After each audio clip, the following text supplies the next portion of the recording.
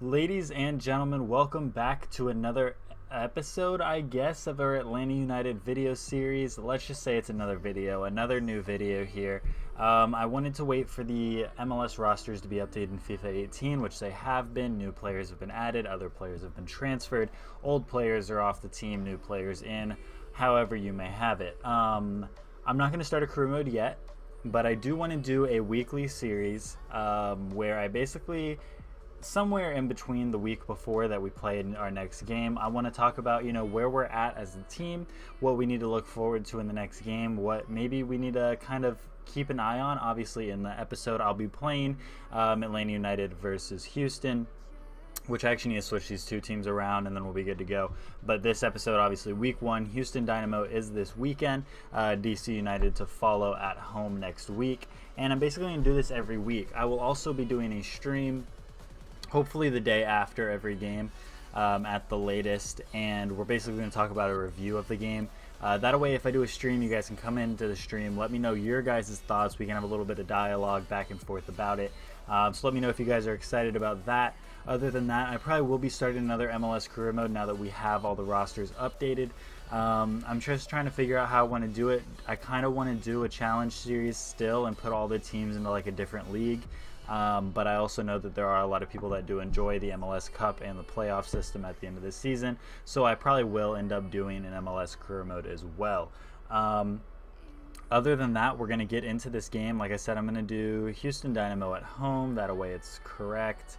Obviously, the new kits are not in the game, so we're going to be playing with the Strawberry and Concrete kit. But like I said, the rosters are updated. Do I have my controller set up wrong? I do. Alright, Atlanta United, Houston Dynamo. Back at it. Team management. We'll leave them the same that they are. Based on what we're looking at in the preseason games, which I don't take too much with it, but this is kind of the lineup we're looking at. Tito and Parkhurst didn't get much gameplay time because they were injured for a good majority of it.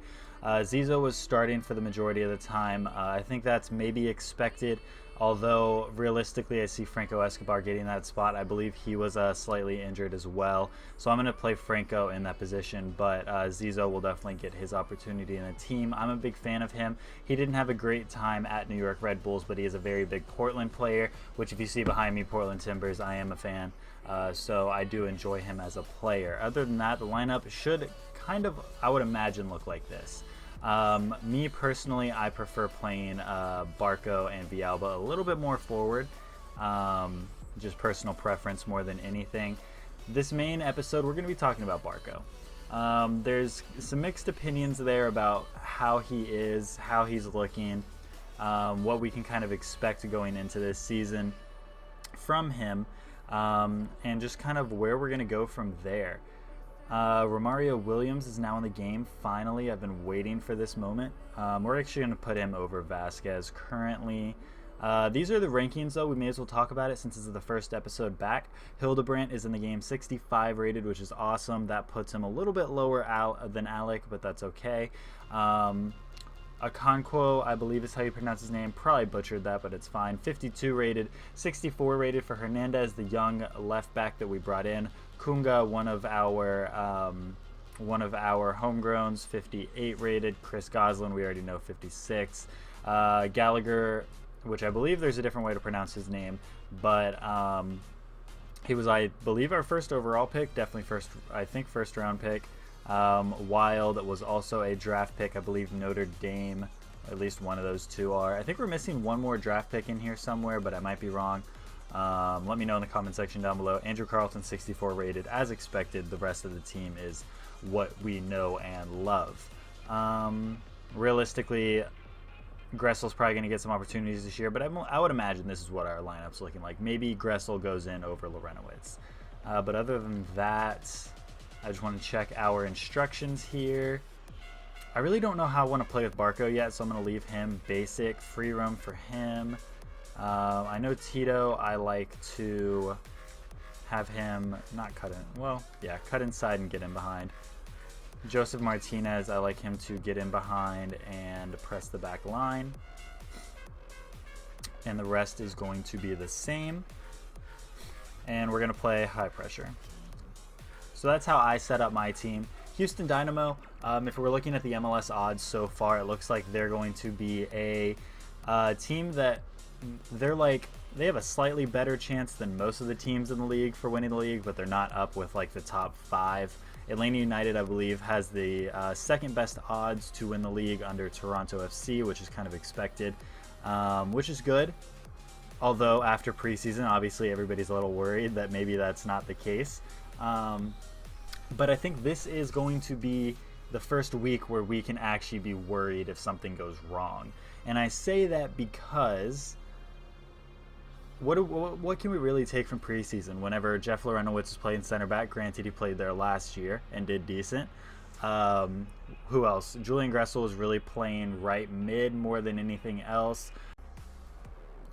So yeah, I mean, realistically, I'm not too sure how the team's really going to play out. This is really going to be the time where we're going to have whatever is going to be our starting lineup fully out there. All the players are going to be playing to their full potential, trying to score goals, trying to do whatever they can. Really the big worry right now is, can we score? Because right now we're not scoring, and that's the big problem. Almiron got himself a goal. Barco got himself a banger. And that's really all we've had to talk about. I mean, yeah, the first game against Nashville, we had a couple goals here and there. But I'm not too sure about how we're really like playing this out, and it does have me a little worried, I'm not gonna lie. And like I said, we're gonna be talking about Barco a lot this episode because me personally, I don't think he had a very good preseason. I think he's still trying to figure out the team a lot. It has me slightly worried, but not that worried. I think the team is trying to play with him a lot like Yamil Asad, and I just don't really see that as his role, if that makes sense. I think he's going to play a little different than Yamil. I think I always knew that, and that's kind of why I wanted Yamil back, is because I just wanted Yamil. It felt good last season. But obviously down the road, he is going to be a better player. We just have to figure out how he fits into the team, how he's going to play in this team, and just kind of figure it out step by step, game by game. And hopefully we have it figured out by this first game against Houston. If we don't, we may end up dropping this game. Obviously, it's a long season. There's a lot to play for. But we're going to see what we can at least do in FIFA. It is on Legendary. But I'm a very strong player with Atlanta United in this game. Granted, this is a slightly different team that I've had a little bit of opportunity to play with. But other than that, it's Atlanta United at the end of the day. That being said, like I said, Barco isn't really... I'm not world's biggest fan of Barco currently. Granted, I'm still giving him time. He's still only 18. He's, whenever somebody costs 15 million, he's always gonna have a little bit of a harder time, I guess, to impress. Just like Neymar in the European scene, obviously the world's biggest transfer. He's always going to be under scrutiny. If he doesn't produce a title in the first year, I think a lot of people look at him sideways. Same kind of idea with Barco. If he doesn't produce a title for Atlanta United in the first year, if he doesn't produce goals, I think it's going to piss a lot of people off. And that's kind of it's a hard problem to have when you're 18. And maybe I should look at that a little bit more as comparing like Mbappe to Barco in terms of European versus, I guess, the American scene. Obviously very young kid trying to impress any way he can. I think he's done well, and I think Barco will do well. Granted, PSG I think fit Mbappe a little bit better than Atlanta United is immediately. Again, I think our system fits Barco. I do not think our system fits Barco yet. And by that, I mean we're still trying to play like Yamil. If you watch the first couple games that Barco played in, he had some decent crosses. He had some decent opportunities. I'm not going to take that away from him, but I still don't think he did very well against Nashville. Oh my God. Hopefully that doesn't happen. This man right here, Black Panther himself, Ellis. I wish he would have come to Atlanta United. I really do. Not really sure where he would have fully fit into the team, but damn, is he a good player. But Barco's first game was not that great. Again, he was trying to play his own game. And if you watched the facial expressions, the body language, everybody was kind of expecting him to just fit into that Yamil role perfectly. He didn't quite make the runs inside of the box like Yamil does. He doesn't quite make the runs into the midfield like Yamil does. And all season he's going to be compared to Yamil Asad, especially in that first home game against DC United when we play against Yamil Asad. That being said, again, how much can you really take into account for that? I don't know. I think once he gets freedom to do what he needs to do, once he kind of gets that connection with both Joseph Martinez and Miguel Almiron, he will have a lot more creativity. He will score a lot more goals, and I'm sure he's going to score a couple more goals like the one he did against Minnesota. Obviously, to get us back into that game, that was really good. Against Columbus, we looked rough, which has a lot of people worried, obviously. But I don't know, man. I don't know. There's a lot to look forward to with Barco. He definitely shows a lot of promise. He shows a lot of promise for costing us $15 million. But I don't think people should look at him as a instant replacement for Yamil. It's going to take him a minute. And that's going to stress people out a lot. He's going to make the wrong pass. He's going to make the wrong run. And it's going to piss people off because we spent so much money on him. Granted, with the MLS took the pay for a lot of that, but as a DP, Yamil, or not Yamil. I'm gonna say Yamil's name so many times, just because he's on my mind currently. Him going to DC, which we'll talk about next week when we're talking about DC, is a little heart-wrenching for me. He looked awful in that DC United kit, if you're asking me, but I am glad to see him back in the MLS. More, I guess, from a neutral point of view than anything. We're going to see if I can actually keep the ball here, or if I'm just going to keep losing it. But it's kind of the same idea as whenever I first started using Atlanta United with Barco, and Barco kept getting connected with us. I played a few games with Atlanta United with Barco, and I really couldn't figure out how to use him. I didn't know where he was. I didn't know where he was ever going to be. And that makes it difficult because, again, with Yamil, even in FIFA, I always knew where he was going to run. I always knew what runs he was going to make. And with that being said, it makes it difficult to, I guess, kind of figure it out and know the flow of the team whenever a player maybe doesn't make a run that the previous player would. It's just like any other situation. Whenever you lose a player and try to bring another one in, you can look at any big club and find that issue. Unless they brought in a perfect replacement, that's really not going to happen. And you have to take risks on big, young players that are going to strengthen you in the long run. It would have been nice for us to have both of them. That way, I guess Yamil could have kind of let Barco come in a little more smoothly, I guess is the word for it. That was all on me. I was about to blame Barco there, but that was fully on me. I'm not even gonna joke around with that. But yeah, I remember after the Nashville game, I was talking to a few different people, and some people thought Barco played really, really well, and then there were people like me and some of the people that I was with that we didn't think Barco played all that well. It didn't have me worried off of the rip because I knew it was going to be like this. I knew we were going to struggle to figure out where things were going to go.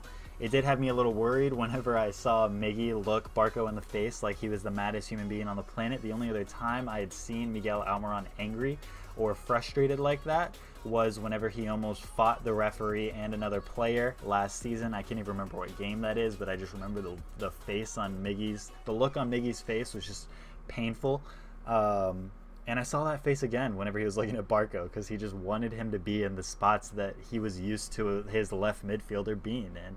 And that makes it difficult. It really does.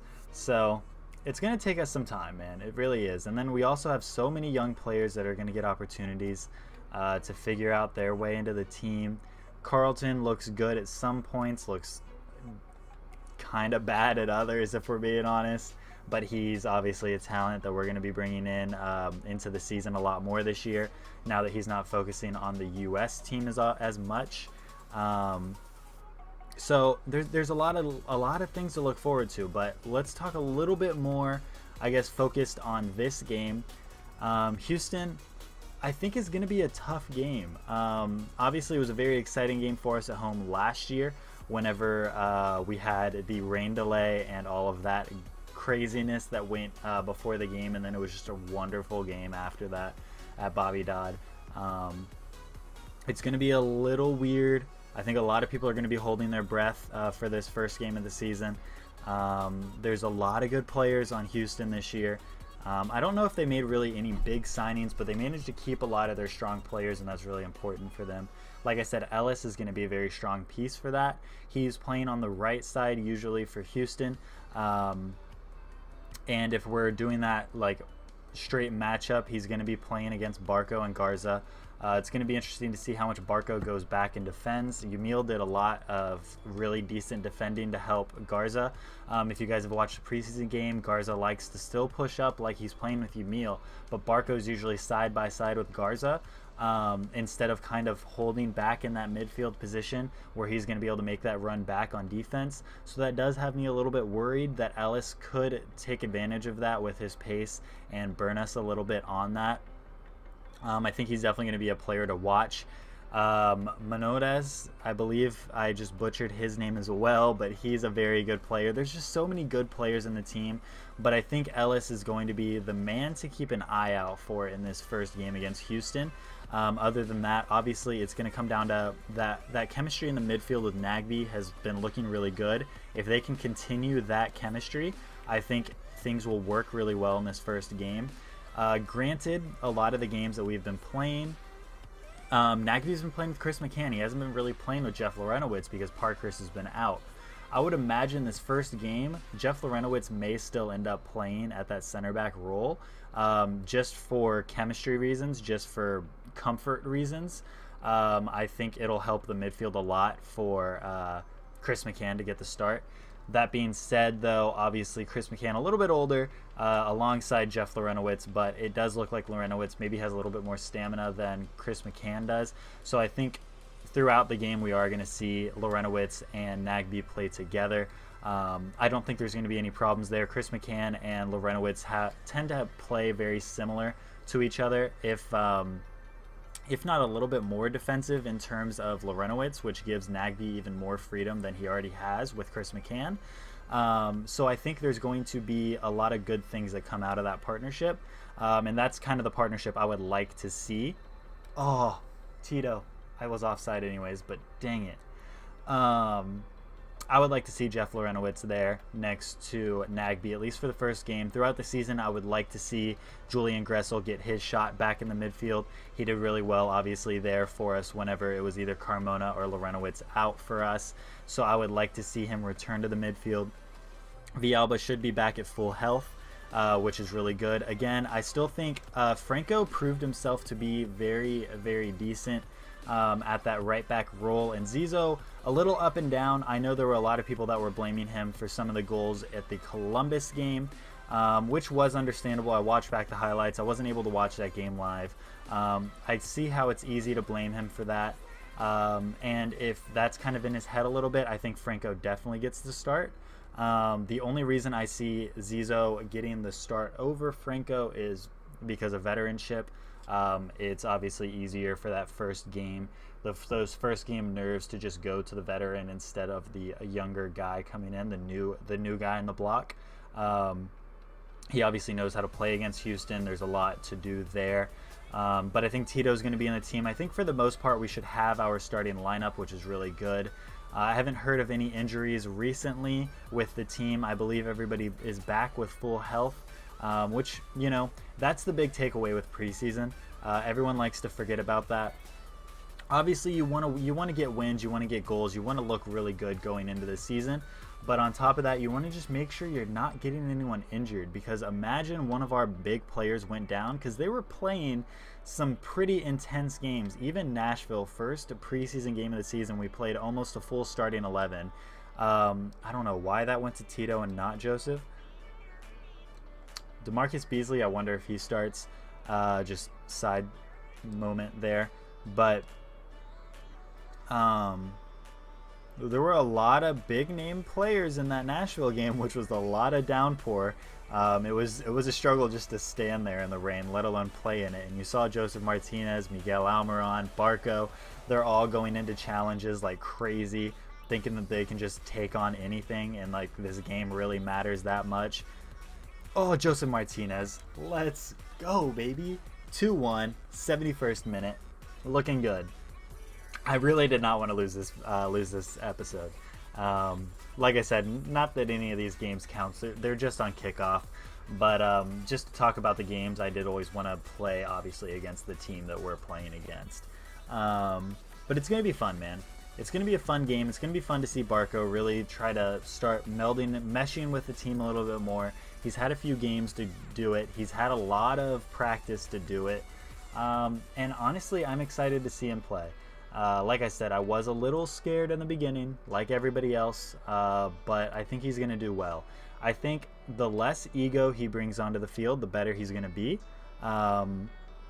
The less he tries to just take everyone on by himself like he had to do at his old club, I think the better he's going to do. The more he realizes how good Josef Martinez and Miguel Almiron are in this league, the better off he's going to do. And I think that's why Yamil did so well. He was kind of the younger kid.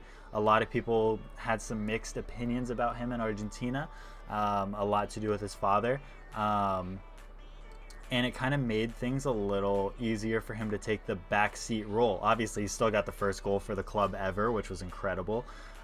He still did a lot of things for the team, and still got his name out there to the point that a lot of people loved him. And I think Barco can do the same thing, but he just has to understand his role in the team.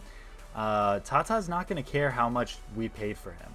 He's not going to look at it and be like, you're an all-star, you're the shoe-in for the team. If he starts playing poorly, bet your bottom dollar that it's very possible Julian Gressel goes into that left mid role, or we end up changing the team around somehow to let Barco sit the bench and go play with like Atlanta United 2 for a week or something.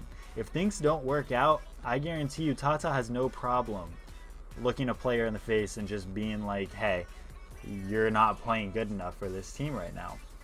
I don't care how much we paid for you. And I think that's a really good thing. I really hope that's true. I really hope my opinion on Tata is true in that sense. We're going to make a couple substitutions here for the last 10 minutes.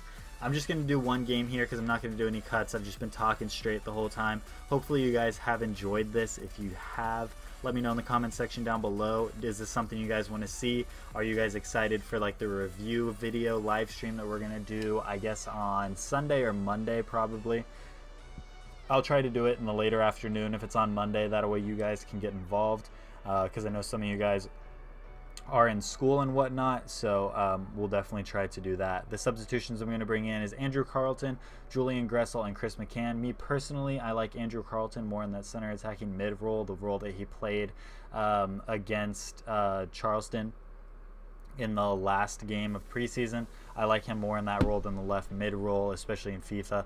But we'll see how it plays out. Actually, I want to know how Romario Williams plays, just because he's new to the game. So I'm gonna put Josef Martinez on the left. Little questionable. I kind of want to run 2 up front. We're gonna run 2 up front. I think he played really well with Brandon Vasquez in the 2 up front role. We're gonna do a 4-1-2-1-2 wide probably. Do Josef Martinez like that, and then do these two.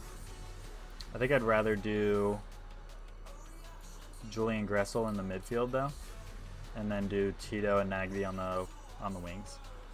That's the beauty of Nagbe. Obviously, Portland Timbers fan, I'm gonna have a lot of praise for Nagbe, but he plays in so many different positions that are gonna help us out a lot. If Almiron were to go down, knock on wood that it doesn't happen, but if he were to go down, Nagbe can slot in there along with Julian Gressel.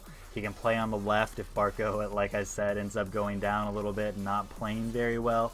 He could do really well in that role. There's just a lot of ways that it could work out really well for us to have Nagbe in the team. I don't know if you guys noticed, but Romario Williams is wearing the number 33, so we'll definitely have to change that in the settings to make sure that he's wearing the number 9. The new Kenwyne Jones. Hopefully a little bit better than Kenwyne Jones turned out for us, but I hope Kenwin is enjoying his time in retirement, though. What a man. Get this to Romario. I'm going to focus up a little bit here because I want to try to get a goal with Romario real quick, or at least a shot on goal. I kind of want to know what kind of player Romario is going to be in FIFA. This is his first year, I believe, in FIFA. He may have been in it in, like, FIFA 15. Ooh. Whew. Brad. What a man. All right. Julian Gressel. Miguel Almiron. Romario. Joseph Martinez. Miguel Almiron. Tito. Want to see if Romario can make a run. He cannot. I could have just taken the shot there and probably gotten another goal, but again, want to check out Romario a little bit. I'm going to end up playing with him a little bit more off camera, just to kind of get a feel for him. If you guys are excited to see a career mode return, definitely let me know in the comment section down below. That'll be a video series. I'll probably continue my other series on stream just so that I can play some more games and talk to you guys, see what's up. Maybe we'll have a stream go out today as well. Joseph Martinez on the ball, though. Last touch of the game. Oh, can't get past the defender. Oh. All right, 2-1. We win the game. Not in the most convincing fashion, not like we usually do, but still a really good game nonetheless. Again, if you guys are excited for the season, let me know in the comment section down below. Are you going to be at DC United? Are you going to be at Houston? Are you going out to Houston to watch the game? Let me know. Let me know your opinion on Barco, the rest of the team. Joseph Martinez not scoring in preseason. Actually, I think he did grab a goal at the beginning of Nashville, right? Did he score in Nashville? I can't even remember anymore. It's been so crazy this past couple weeks that my brain's all over the place. But let me know what you guys are most excited for this season. Do you really think we have a chance to beat Toronto? Because we have to beat them before we even get to the MLS Cup final to make it to the MLS Cup final and hopefully win the league this year. Other than that, that is going to be the end of this video. If you guys did enjoy, make sure you like, comment, and subscribe. And other than that, we have the majority possession. That's going to be it. I will see you guys next time.